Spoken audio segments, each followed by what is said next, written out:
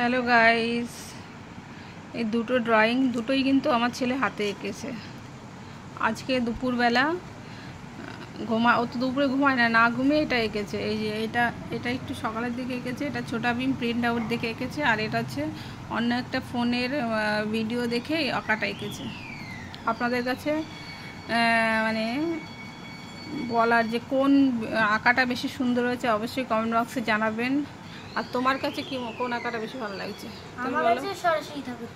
আমার ছেলের কাছে সরস্বতী আঁকাটা ভালো হয়েছে মনে হচ্ছে, আর এটা ছোটা ভীম আঁকা। যাই হোক গাইস, আপনাদের যদি সরস্বতী ঠাকুর ভালো লাগে তাহলে দেবে পার্পল হার্ট, আর যদি ছোটা ভীম ভালো লাগে তাহলে দেবে অরেঞ্জ হার্ট।